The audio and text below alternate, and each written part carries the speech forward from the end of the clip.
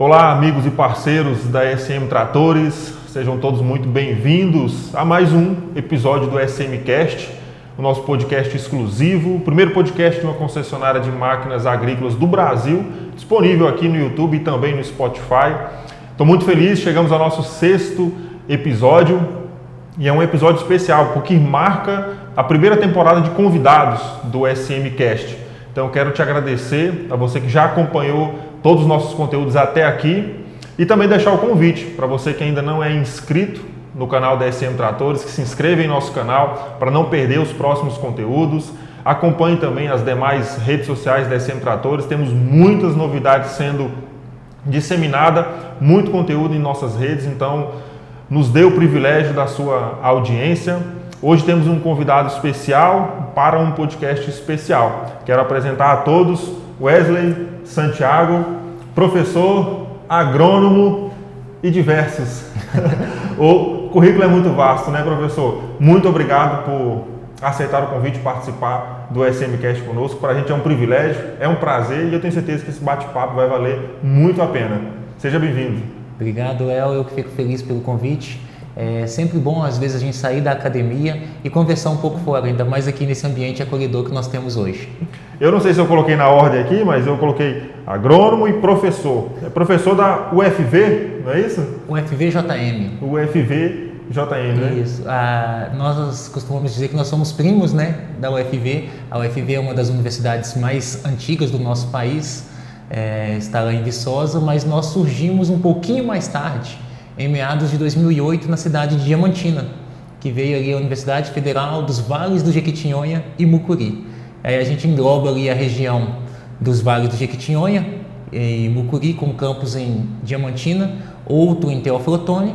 E aí, a partir de 2013, a universidade teve uma expansão e ela criou dois novos campos. Um em Janaúba, no norte de Minas, e outro em Unai, no noroeste de Minas.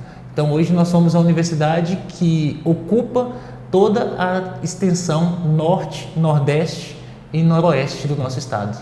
O senhor fez um esforço de estar aqui conosco hoje, né? Vindo de Unai para Formosa, mas eu já estou com uma curiosidade aqui. Temos um mineiro legítimo no podcast de hoje? Temos sim. A gente sempre costuma falar que Unai é uma cidade de pessoas que estão ali de passagem, mas nós chegamos ali em 2015, permanecemos até hoje. Sou natural de Ribeirão das Neves, que fica ali na região metropolitana de BH. Sou um mineiro diferente da região, porque lá a gente só tem morro e aqui o relevo é mais plano, os hábitos alimentares são um pouquinho diferentes, mas sou mineiro. Então, sua infância foi toda lá? Você tem quase as recordações que você tem dessa sua infância antes de chegar a Unai? Rapaz, na verdade, assim, a gente tem uma história um pouquinho mais longa. Eu cresci ali num bairro meio que na periferia de Ribeirão das Neves, e lá eu permaneci até os 15 anos. A minha família é uma família de origem cristã, e aos 15 anos eu tive a oportunidade de estudar num colégio confessional no Paraná. Então, aos 15 anos eu saí de Ribeirão das Neves e me dirigi ao Paraná para estudar no colégio interno. Então, assim, as minhas memórias, elas são muitas em Ribeirão das Neves, mas a minha trajetória não foi ali a vida inteira. Quando é que você retornou? Em 2015. Em 2015 já retornou em outro estágio? Isso, é porque assim, a gente foi para o Paraná, eu fiz o ensino médio, então foi de 2003 a 2006, eu permaneci no colégio interno. Em 2006 eu iniciei o curso de agronomia também no Paraná, na cidade de Cascavel. E aí de lá eu fui depois para Campinas, em São Paulo. De lá eu morei uma temporada nos Estados Unidos, terminei o doutorado. Depois acredito que talvez na nossa conversa eu acabe detalhando um pouco dessas etapas aí, mas foi quando eu voltei para a Unai, quando eu terminei o doutorado, através do concurso que eu fiz na universidade. O senhor comentou da sua família, né? Que vem dessa crença cristã. A sua vocação na época, você imaginava que era outra? Qual era o sonho lá do Wesley pequeno? Olha, eu tive duas fases bem distintas e nenhuma delas tinha a ver com agronomia. Na primeira fase eu queria ser engenheiro eletricista. Meu pai, ele sempre teve uma oficina elétrica de carros, eu trabalhei com ele muito tempo e eu achava muito legal a parte de instrumentação ali, do sistema de injeção, os sistemas de comunicação do veículo, e eu me apaixonei por isso. Aí eu fui para o colégio interno, como era confessional, a gente vai se envolvendo com outras atividades, e aí eu decidi que ia ser pastor. E, rapaz, eu até fiz o vestibular de teologia e o vestibular de engenharia elétrica. Não passei em engenharia elétrica na Universidade Estadual e para teologia eu passei. E estava decidido que iria. Mas um professor, aí na vida os professores eles representam coisas muito importantes para a gente. Ele falou assim para mim: Wesley, eu acho que você seria um bom pastor, mas você é meio explosivo, você não consegue ser uma pessoa muito tranquila. Eu acho que a vida de pastor não é para você. E aí eu fiquei refletindo nisso e falei assim: quer saber? Eu acho que esse professor tem razão. Vou dar ouvidos, né? Vou dar ouvidos. Aí nesse meio do caminho aí, eu acabei fazendo vestibular de agronomia numa faculdade privada, que é até interessante, que a agronomia nunca passou na minha cabeça. Eu fiz o vestibular por causa de uma aposta. Nossa. Um colega quis apostar quem que tirava a melhor nota no vestibular. Eu falei assim: então vamos lá. E aí os dois estudando para passar no vestibular numa universidade pública e nós dois fizemos na privada. E curiosamente, eu fiquei em segundo lugar. E aí aquilo, eu falei assim: olha, interessante. E eu lembrei que durante a visita àquela faculdade, um professor mencionou: olha, aqui a gente tem muitas bolsas de estudo e, por exemplo, o ProUni, no semestre passado a gente não teve nenhum inscrito. E o curso de agronomia teve 10 vagas que ficaram perdidas. E aí agora pensa, eu com 17 anos no Paraná, não passei no vestibular que queria, desisti de ser pastor e também não queria voltar para casa, porque saí para estudar, então só poderia voltar com o diploma superior na mão. Não pode voltar de mãos vazias, né? Exatamente. Aí eu resolvi me inscrever no ProUni e assim, Deus conduziu o caminho e eu fui selecionado. Aí eu permaneci lá em Cascavel, então, de 2006 até o término de 2009, quando eu concluí o curso de agronomia. Foi a sua primeira ligação com o universo agro? De certa forma, sim. Lá no colégio interno, nós tínhamos uma fazenda, então a gente tinha que cultivar hortaliças, às vezes tinha que trabalhar colhendo milho para alimentar os animais na hora de fazer uma silagem ou algo parecido. E era a única conexão que eu tive no campo. Então, quando eu saí de Ribeirão das Neves, eu não conhecia uma planta de soja, uma planta de milho. Eu achava que arroz vinha no saco. E aí, quando eu tive essa oportunidade ali, eu conheci. E o curso foi o que me permitiu entender melhor como que é a profissão, o que é de fato a agricultura no Brasil. Você comentou da sua família, né, que tinha essa expectativa, né, de que você retornasse com a formação. Qual foi o papel deles aí nessa tomada de decisão? Veja bem, eu sou o filho mais novo, então de certa forma minha mãe tinha um apego, é o meu último filho e aí está indo para longe, vai ficar muito tempo longe. Mas o meu irmão, ele já tinha saído de casa há algum tempo para fazer faculdade em São Paulo e ele terminou o curso. E a minha irmã, no meio do caminho, ela também saiu para fazer faculdade e aí ficou eu no Paraná, estudando mais distante, a minha irmã estudando no mesmo local que o meu irmão em São Paulo e eu no Paraná. E aí ficou aquela situação, meu irmão formado, minha irmã quase formando e eu com a missão de não deixar a peteca cair, né? Porque se os dois conseguiram, eu também precisava. Não posso ficar para trás, né? Exatamente. Quando você retornou, você já retornou formado, né? Você já veio para trabalhar, quais foram as suas primeiras experiências profissionais nesse retorno? Eu nunca retornei para casa. Essa é a parte mais curiosa. A gente sai com a expectativa de voltar para casa, tinha todo esse compromisso, mas nunca voltei. Lá no Paraná, quando eu estava na graduação, era bolsista, tinha uma situação financeira um pouco delicada e acabava que durante as aulas eu dava aula de reforço para os meus colegas e ao mesmo tempo eu fazia alguns trabalhos. Então, passava algum trabalho, os alunos não estavam muito interessados em fazer, eles terceirizavam para o Wesley. Aí eu aprendi o que era terceirização. E aí, nesse sentido de terceirizar, em uma situação difícil, um professor me deu uma oportunidade de fazer estágio no laboratório. E aí eu acabei passando 3 anos dentro do laboratório da faculdade, o que foi até bom. Diferente dos meus colegas que tiveram experiência em cooperativa, em revenda, a minha experiência foi em laboratório. Mas ali eu tinha contato o dia inteiro com os professores. Então, independente da área que eu estava, eu tirava dúvidas, conversava, e quando eu estava terminando a graduação, no último ano, eu tive um convite para trabalhar num laboratório dentro de um moinho de trigo. Então, assim, se olhar a minha carteira de trabalho, foi meu primeiro emprego dentro desse laboratório. Foi em Unai? Não, esse foi no Paraná, no município de Santa Teresa do Oeste. Foi lá ainda antes de retornar. Isso. Como que foi? Eu fiquei acho que 8 meses, mas eu tinha o sonho de fazer pós-graduação. O professor falou assim: Wesley, eu acho que se você fizer um mestrado, um doutorado, você pode seguir carreira acadêmica, que vai ser interessante.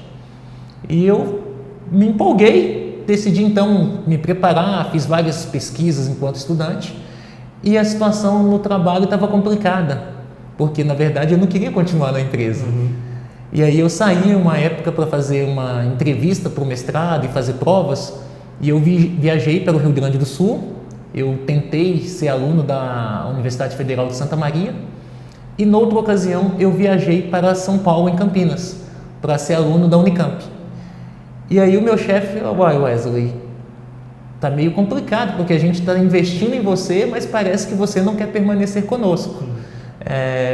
O que você deseja? Eu falei assim: olha, realmente eu desejo fazer pós-graduação. E ele me explicou então: olha, desta forma não é interessante que a gente continue com o trabalho, porque a gente precisa de alguém que vai ficar mais tempo. E aí eu me desliguei da empresa e, curiosamente, no mesmo mês que eu me desliguei da empresa, um colega de sala foi nomeado secretário de Agricultura do município. E aí ele: não, Wesley, vem aqui, eu quero que você trabalhe aqui comigo. E aí eu acabei trabalhando com ele na Secretaria de Agricultura do município e fiquei mais uns 4, 5 meses, e dali nós conseguimos a aprovação no mestrado. Aí agora eu mudei dali para Campinas. Então isso foi em meados de 2010. Então eu fiquei no Paraná desde 2003 a 2010. Aí em 2010, em fevereiro, eu mudei para Campinas. Iniciamos o mestrado, foram 2 anos em Campinas no mestrado. No meio do mestrado eu encontrei a minha esposa. Eu havia conhecido ela anteriormente, mas a gente começou a se conectar, a criar um relacionamento, e aí a gente se casou no último ano do mestrado. E aí eu entrei no doutorado. Continuei na mesma universidade, o mesmo orientador, e em 2013, então era o meu primeiro ano de doutorado, eu casei em janeiro, e a gente permaneceu ali. Quando chegou em 2014, eu consegui uma bolsa para estudar nos Estados Unidos, fazer um intercâmbio. E aí nós viajamos, ficamos 7 meses nos Estados Unidos, e quando eu voltei, o doutorado já estava praticamente concluído, eu prestei o concurso, e aí sim, eu voltei a ser mineiro. Então a gente veio para Minas Gerais em março de 2015. Até então não tinha passado pela sua cabeça desse retorno, né? Não era algo que você tinha planejado, né? Foi acontecendo. Não, na verdade, assim, quando a gente entra nessa trajetória acadêmica, muitas portas se abrem. Tanto que, quando nós terminamos o intercâmbio nos Estados Unidos, abriu uma oportunidade de ir para a Austrália. E aí é uma oportunidade muito boa. Nunca me imaginei morando assim num lugar como a Austrália, e levei a minha esposa para conhecer. Aí ela: Wesley, aqui é longe da minha mãe, né? Só um pouco, né? Aí a gente optou por voltar para o Brasil, não seguir essa proposta, e o Unai apareceu assim, eu digo como uma bênção, porque eu me inscrevi num concurso público para prestar a prova para o no Amazonas. Só que era uma cidadezinha assim, bem distante. Me falaram que era 12 horas de barco a partir de Manaus para ir, que era a favor da correnteza, e 24 horas para voltar, porque a Austrália ficou perto, né? A Austrália ficou comparado melhor. com isso. E aí eu convenci minha esposa que a gente deveria ir para Amazonas. E ela: não, nós vamos para o Amazonas, vai ser bom. E aí apareceu o Unai. E eu falei assim: opa, é um concurso numa área um pouco diferente do que eu tinha a maior parte da experiência, mas já tinha trabalhado um pouco nela. Eu falei assim: de repente é uma chance da gente voltar para Minas. E aí Deus abençoou, fizemos a prova, conseguimos aí então a nomeação, e em 2015 a gente começou o trabalho de novo em Minas. O Naí já tinha esse... A gente está falando de 2014, né? A prova foi em 2014, em outubro de 2014. O Naí já era cercado por esse universo agrícola na época ou era bem diferente do que é hoje? Sim, sim, o Naí, na verdade o Naí representa um exponente tecnológico em agricultura, pecuária também, principalmente pecuária leiteira, muito grande. Historicamente, o desenvolvimento de Unai vem junto com o desenvolvimento de Brasília, né? O desafio de Unai é que é longe da capital. Então a gente até fala que Unai pertence mais a Brasília, a Goiás, do que a Belo Horizonte. Mas assim, desde a década de 80, quando os primeiros colonizadores ali começaram a desenvolver a agricultura, ela já apresentava a característica de ser uma cidade que iria ter aí um impacto econômico significativo. Tanto que em 2010, acredito que em 2010, o Unai foi o 6º maior PIB agropecuário do país. Colocou ela em uma certa evidência, né? Sim. Colocou em evidência, né? Foi nessa época que você começou a se inclinar para a carreira acadêmica? Então, a carreira acadêmica foi bem na graduação, sabe? Por causa de um professor também. Ele falou assim: Wesley, eu acredito que você tenha vocação para trabalhar dentro da sala de aula. Eu falei: não, nunca dei aula não acredito nisso não. Ele: não, tenta um dia. E aí acabou que eu internalizei essa mensagem dele e segui a carreira acadêmica por oportunidade. As oportunidades foram vindo e aí, como um bom mineiro que não deixa o trem passar, eu fui entrando no trem e fui pegando. Eu achei curioso porque assim, já conversei com diversos outros convidados e eles sempre tocam nesse ponto de referência.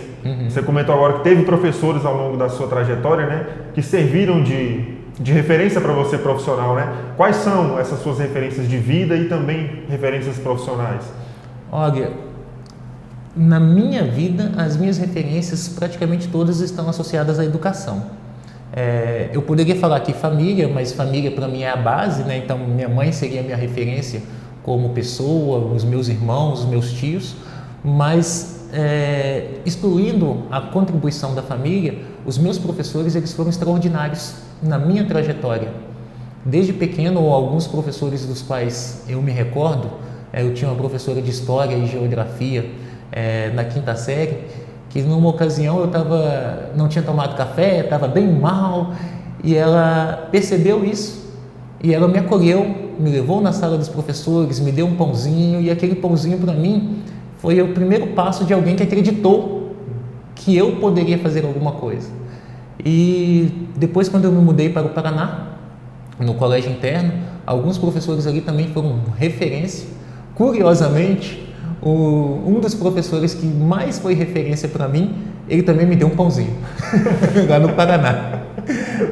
Meu professor de português e inglês. Ele dava aulas e todas as aulas que ele dava, ele contava uma história. E a gente se encantava com as histórias dele e eu me apaixonei pela profissão de professor baseado nessas experiências que a gente teve. E na graduação, o que mais me atraía nos professores e que foram referência, eu posso citar, por exemplo, o meu coordenador de curso, que posteriormente ele foi meu orientador de iniciação científica, de TCC e meu padrinho de casamento e até hoje é meu mentor. Sempre buscando conselhos, orientações sobre quais caminhos seguir na vida profissional. Apesar de que assim, a gente acaba distanciando um pouco pelas especificidades do trabalho, mas sempre quando eu tenho uma dúvida de qual caminho seguir, eu busco esse professor. Primeiro, porque ele é uma pessoa que tem mais experiência de vida. Então eu valorizo as experiências que ele passou e tento internalizá-las nas minhas decisões. Segundo, é uma pessoa que até onde eu entendi ele quer o meu bem. Ele apostou em mim várias vezes, então é justo que ele vai me dar conselhos que sejam também benéficos para mim. Não, e em todo momento de carreira ou transição de profissão, é necessário ter isso, né? Você contar com um apoio, um suporte, uma motivação que vai te dar esse norte, né? Eu acredito que hoje, como na posição de professor também, você busca passar isso, né, para os seus alunos. Como é que é a sua atuação hoje na universidade? Olha, esse é um desafio grande, porque eu tento me inspirar naquelas experiências que eu tive no passado. Só que hoje a gente está num cenário um pouco diferente. Hoje os jovens que eu recebo na sala de aula são diferentes de mim e dos meus amigos do passado. As gerações mudaram alguns princípios, alguns valores, mas a gente tenta trabalhar com o jovem na sala de aula não só a formação acadêmica. Eu acho que é muito importante ele ter as competências profissionais.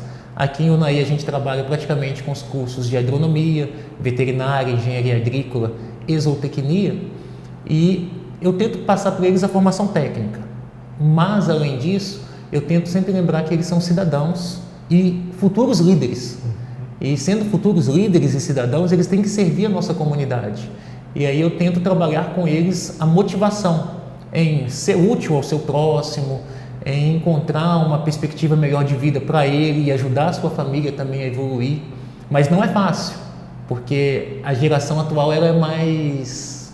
ela quer resultados mais rápidos.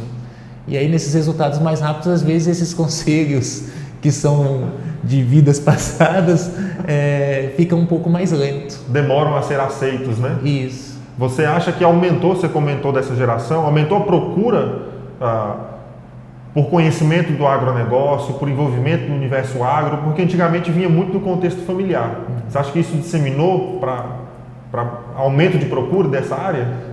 O que a gente está experimentando hoje dentro do universo agro é um movimento muito diferente do que tinha no passado.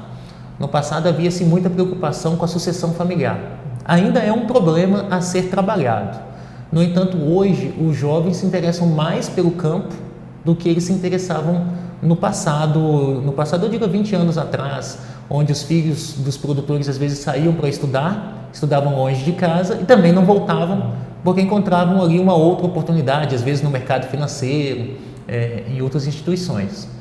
Nós percebemos, basicamente dentro da universidade, que a informação chegou mais fácil e a mais lugares. A vida no campo hoje está mais fácil. Nós podemos falar aí de máquinas agrícolas. Hoje, embora demande uma necessidade maior de conhecimento para operar, as máquinas são mais confortáveis. Então, operar um trator que tem cabine, ar-condicionado e um som é diferente do passado você operar um equipamento na poeira, sem nada. Então, isso também tem atraído mais o jovem para a vida no campo. E o conhecimento. Para a nossa região aqui, a gente percebe que se não tiver conhecimento técnico, o campo não se desenvolve como desenvolveu. E aí o jovem tem buscado isso também. Eu achei bem interessante que você comentou que no seu ensino, né, para os seus alunos, você cita muito o papel do cidadão, né? E eu percebi, é uma parte que eu confesso que eu não conhecia, desse seu lado do início da sua carreira, né, que foi fora de Unai, você viajou bastante, mas o seu retorno para Unai também foi interessante, porque hoje eu consigo te acompanhar, né, em alguns eventos, eu vi sua participação muito ativa na comunidade, né, de Unai. Como se dá essa participação? Eu tenho 3 grandes pilares de atuação social. Primeiro, minha comunidade cristã. Dentro da minha comunidade cristã, a gente já exerce um papel ali dentro da nossa comunidade e a gente entende que nós devemos também compartilhar as bênçãos e as oportunidades com os demais na região. O segundo, hoje eu faço parte do Rotary Club. E dentro de um clube de serviço, a gente também entende a importância de servir e de ser útil e ser disponível para as pessoas. E o meu terceiro pilar é o meu trabalho dentro da universidade. Um professor de ensino superior, nem em universidades públicas, é diferente de uma instituição privada e muitas vezes as pessoas não sabem disso. Obrigatoriamente, eu tenho que trabalhar o ensino, a pesquisa e a extensão. Muitos dos meus colegas, eles focam muito no ensino, fazem também muito bem pesquisa, mas como a extensão é um caminho às vezes um pouco mais trabalhoso, poucos se aventuram nessa área. E eu gostei da extensão, porque dentro da extensão eu pego toda aquela bagagem de conhecimento que a gente tem dentro da universidade e a gente tem que levar isso para fora dos nossos muros, para a comunidade. E aí acaba que eu, por ter essas 2 outras pontes firmes, para mim esses outros 2 fundamentos, eu também abracei a extensão e juntei com esses outros 2 trabalhos que a gente já desenvolve. E aí a gente tenta sempre atender a comunidade. Eu percebi essa sua inclinação por criar oportunidades para as outras pessoas, né? Assim como você comentou que teve muitas oportunidades no seu início, acho que hoje isso te estimula a criar oportunidade para outras pessoas também? Não, com certeza. Falar um pouco mais da minha origem, Ribeirão das Neves, ele sempre foi um município bastante turbulento, às vezes mal visto, porque nós somos um município que está colado em Belo Horizonte. E a maioria das cidades que estão coladas a uma capital, elas acabam se tornando cidades dormitório, porque se desenvolve o comércio, a indústria e a atividade trabalhista na capital, e as pessoas que moram ao redor vão para a capital trabalhar e voltam para casa para dormir.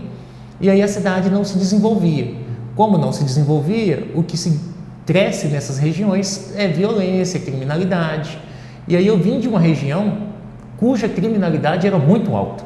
Então eu não tinha nenhuma expectativa de um dia estar aqui conversando com você nesta oportunidade.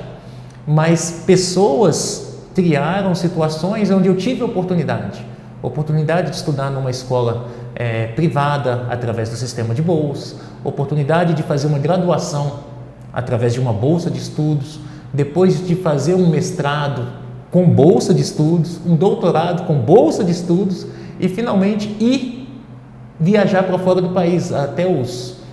Eu tenho hoje 35 anos, até meus 27 anos eu nunca tinha saído do país.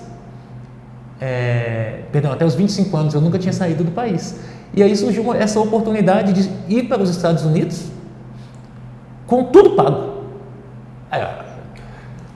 Então, estas oportunidades que eu tive, eu entendo que é como um dever eu compartilhar e criar oportunidades para outros. E aí eu acredito que assim, a minha vida transformou, através da minha vida eu consegui transformar a vida da minha família, dos meus amigos de bairro, por mais que a gente não impacte eles no dia a dia, esses que cresceram comigo, eles vêm também como possibilidade. Se o Wesley conseguiu, nós também podemos. E aí a gente tenta trabalhar dessa forma, criando oportunidades aqui para os nossos estudantes. Eu acredito que geralmente para se criar essa oportunidade é necessário parcerias, estrutura, né, para dar condições, né? Quais projetos hoje você pode destacar que estão evidenciando esse trabalho aí lá na região de Unai? Um grande professor meu dizia que se quiser ir rápido, vá sozinho, mas se quiser ir longe, vá acompanhado. Então eu tento sempre ir longe, eu não quero chegar rápido, porque rápido às vezes a gente não desfruta do caminho, embora às vezes o caminho é turbulento, mas eu tento caminhar juntos. E algum tempo atrás, um dos grandes projetos que eu tenho o maior orgulho de falar é o Centro de Desenvolvimento Tecnológico do Cerrado. Quando nós começamos a entender melhor a realidade, não só de Unai, mas de todo o Noroeste, nós percebemos que havia agora uma instituição de ensino superior, mas os nossos cursos, eles têm duração de 5 anos. Então o jovem, o estudante, a pessoa que seja, ele tem que ficar 5 anos ali, para ele sair com uma formação e entrar no mercado de trabalho. E às vezes nós temos um pai de família, nós temos uma pessoa que já está no mercado de trabalho, que não tem esse tempo.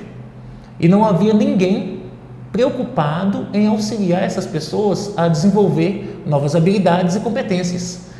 E aí nós criamos então o CDTEC, que o propósito era capacitar, através de cursos, treinamentos de curta duração, pessoas que estão vinculadas ao mercado, seja no mercado administrativo, seja no mercado de prestação de serviço, seja direto no operacional, mas tudo vinculado ao agronegócio.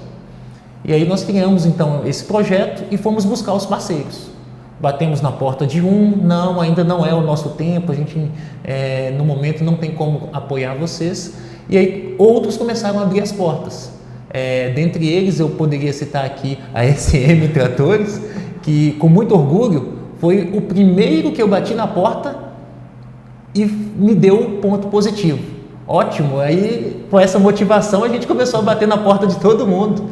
E hoje o nosso CDTEC ele tem aí já uns 8 a 10 parceiros ativos conosco. E a gente tem trabalhado então aí na qualificação de mão de obra para o agronegócio. Mesmo criando esse leque de oportunidades para os profissionais da região, eu acredito que tenha muitas dificuldades ainda no caminho, né? quais você enxerga como as maiores dificuldades na gestão de pessoas? É um desafio grande ainda trabalhar isso, porque, de certa forma, as pessoas não estão preparadas para receber ajuda que elas não estão pedindo.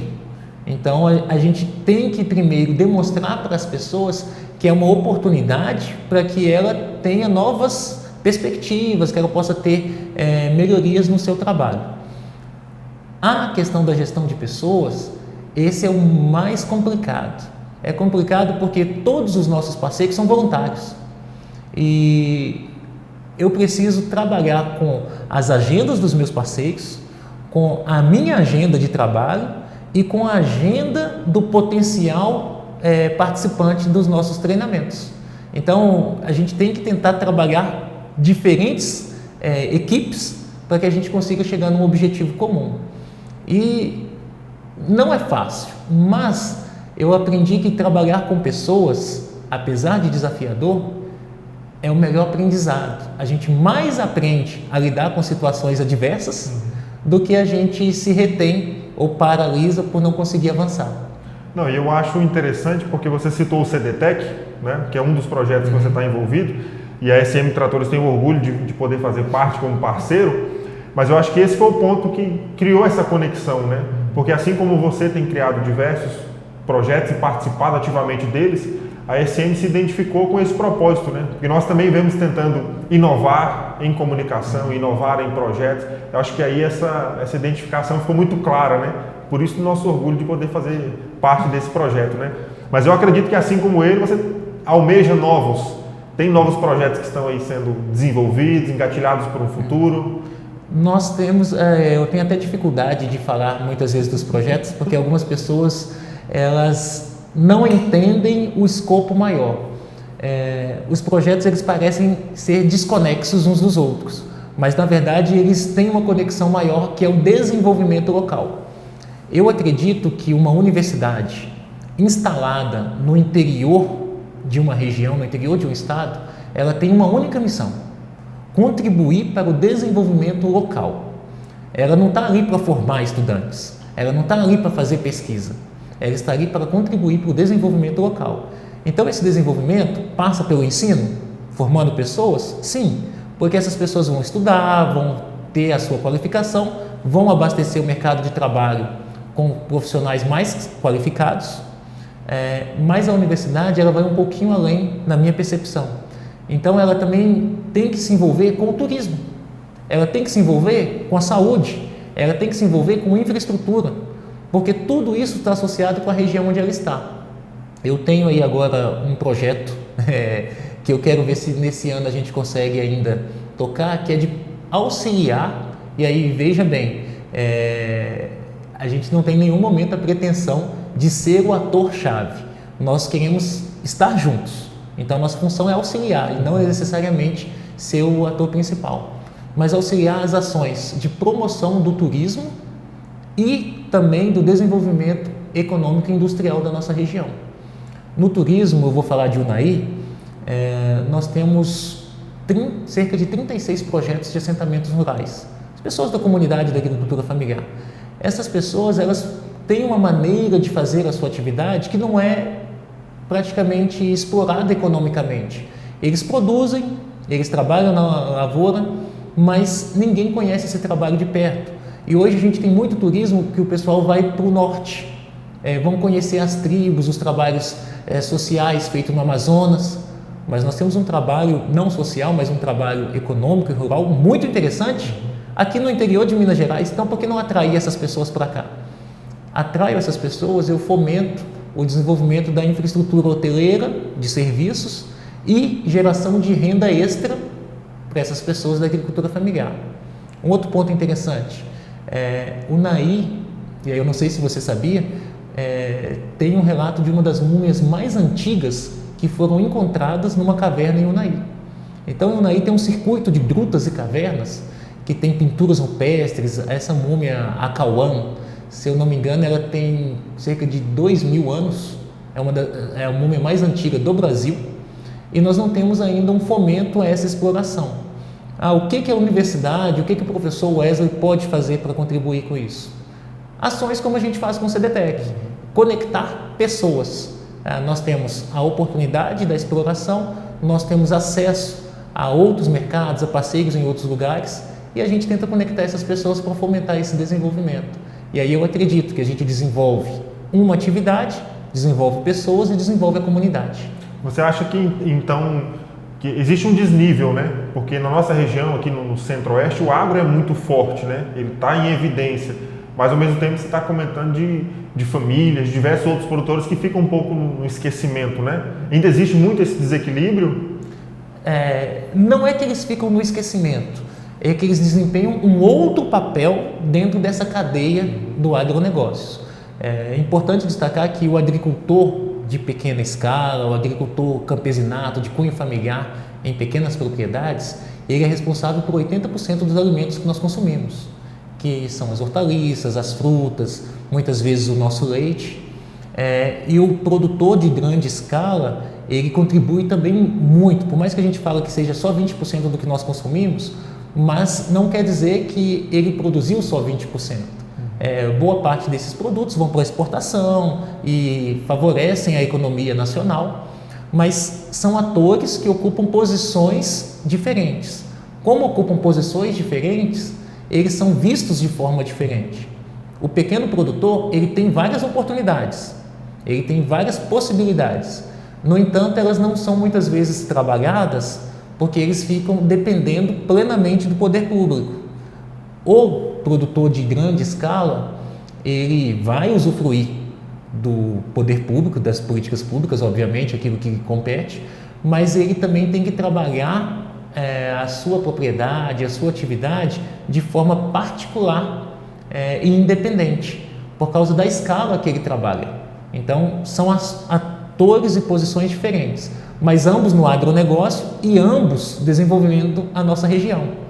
A minha única preocupação é que a gente não pode ver o agro somente como campo. Até tem um professor que ele dá uma disciplina na universidade e ele fica brincando com os alunos. Onde começa o rural e onde começa o urbano? Na nossa região a gente tem dificuldade de ver isso. Então a gente acaba tratando a cidade como campo e não é. Então a gente precisa criar estratégias de promoção do desenvolvimento nas áreas urbanas, de forma que o agronegócio seja potencializado, mas também beneficie essa situação. Onde você enxerga que estão esses potenciais do agro continuar se desenvolvendo aqui na região? É somente tecnologia, é expansão de área? Eu sou suspeito para falar, porque apesar de todo esse interesse social, a minha área de competência é em tecnologias agrícolas, especificamente agricultura digital e de precisão. Hoje, a expansão em termos de área territorial para o agronegócio, a gente já não trabalha com essa hipótese, porque a gente acredita que a área disponível para a agricultura no país ela já é suficiente. Então a gente tem que trabalhar para melhorar as que nós já temos. O pessoal fala muito a preocupação de expandir para as florestas, mas olha, nós temos muitas áreas que estão hoje com pastagem, que estão degradadas, que se você recuperar ou trabalhar, você consegue produzir melhor. E quando a gente incorpora tecnologia a tudo isso, a gente cria aí um mercado e umas possibilidades que eu não consigo nem quantificar para você. Um exemplo, em meados de 1990, 1995, nós introduzimos a tecnologia do GPS nas máquinas, nos veículos. Salvo engano, em 1997, nessa lacuna aí de 95 a 2000, nós tivemos as primeiras máquinas com GPS introduzidas no Brasil, não no exterior, mas aqui no nosso país. De lá para cá, esse mercado evoluiu muito, não veio mais somente o GPS, veio o piloto automático, veio as aplicações em taxas variáveis, hoje nós temos os drones e os vantes, que antes era só para monitoramento, agora eles fazem pulverização. Nós estamos evoluindo muito tecnicamente dentro do agro e isso dá muita possibilidade, só que a gente tem uma lacuna muito grande. Nós não estamos preparados tecnicamente para lidar com essas transformações. Eu visitei recentemente algumas propriedades E os produtores, eles investem numa colhedora de 700, 900 mil reais, com bastante tecnologia embarcada, mas aí o operador ele não consegue usufruir daquela tecnologia, porque o operador ainda está na era analógica e as máquinas já estão na era digital.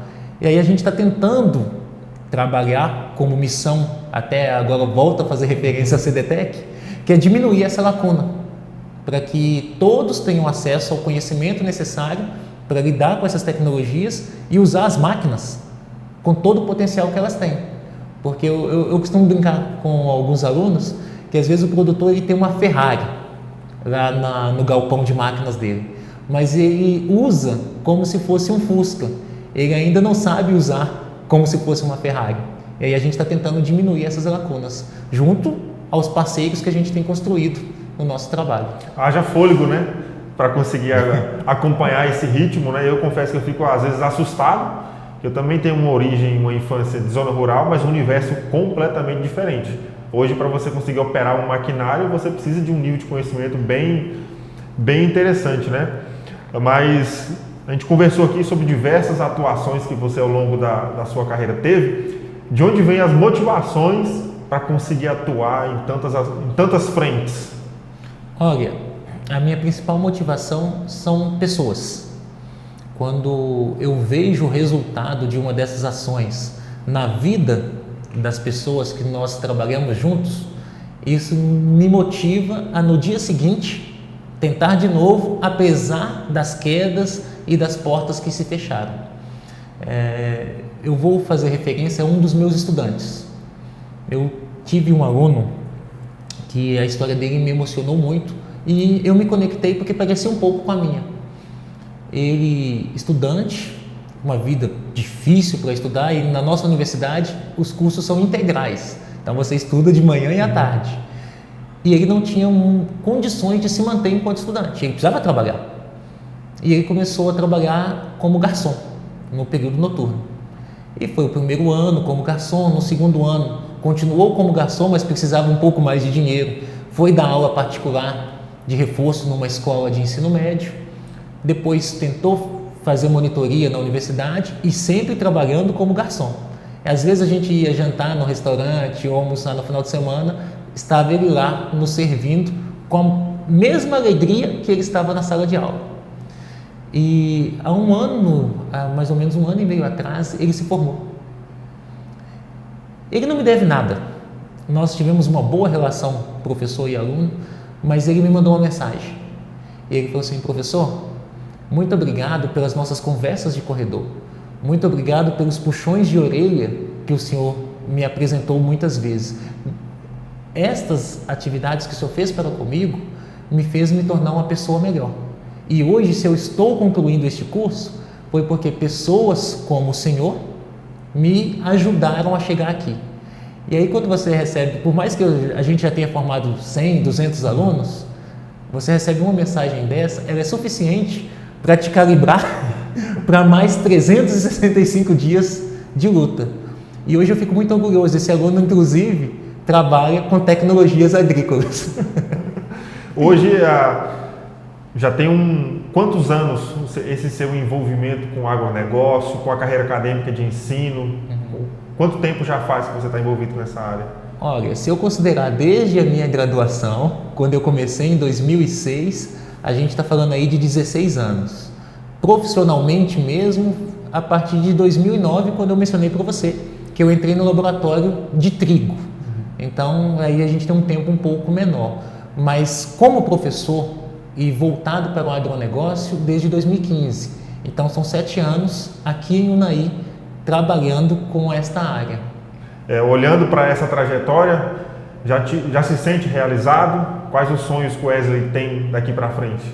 Olha, os sonhos ainda são muitos. Hoje mesmo eu ouvi uma frase de que o homem somente morre quando os seus sonhos acabam. Então não quero morrer não. Então, nós queremos sonhar bastante. Eu tenho como bandeira, no ano de 2022, conseguir qualificar 2.000 pessoas. E aí essa qualificação de 2.000 pessoas é levar conhecimento e formalizar esse conhecimento através de um certificado, de uma ação específica de 2.000 pessoas. Nossa, Wesley, você vai conseguir fazer isso? Não sei, porque até agora só foram 25. Mas nós precisamos ter metas e objetivos.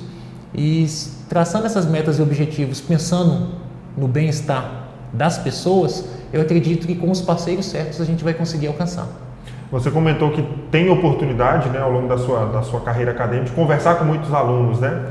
Tenho certeza que tem muitos profissionais do agronegócio que estão nos ouvindo, né? Qual mensagem você deixaria para esses profissionais que estão iniciando carreira nesse segmento?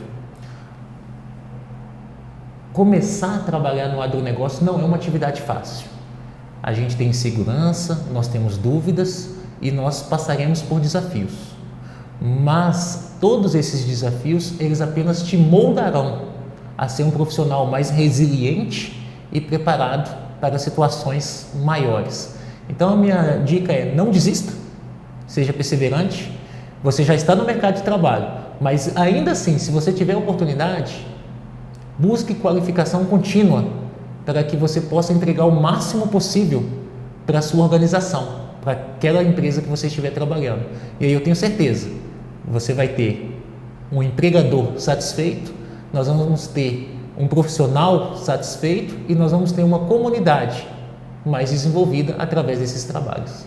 Professor, eu quero evidenciar aqui que a sua história é muito inspiradora. Para mim foi um privilégio poder ouvir essa sua história. E para terminar, eu gostaria de saber qual o legado que o Wesley, legado de vida que você está construindo e quer deixar para tanto seus filhos quanto todos que são envolvidos contigo. Esta é uma pergunta que eu sempre faço para os meus alunos na disciplina de empreendedorismo e ninguém tinha feito para mim. Eles têm muita dificuldade em responder. Eu dou várias dicas, mas eu não tinha parado para responder a minha. É a oportunidade de você deixar aí registrado esse seu legado. Eu acredito que ninguém está nesse mundo de passagem. Todos nós, nessa breve história, nessa breve trajetória que nós temos aqui, estamos aqui para poder transformar vidas. E como cristão, como professor, como cidadão, eu gostaria de que o meu legado, que permaneça, seja de uma pessoa que superou desafios sem perder o céu de vista e sem deixar de acreditar que o ser humano pode ser cada vez melhor. Perfeito. Como eu sempre digo, né, nos diversos outros episódios aqui, os bate-papos que eu tenho aqui no SMCast sempre valem muito a pena, sempre são inspiradores, né?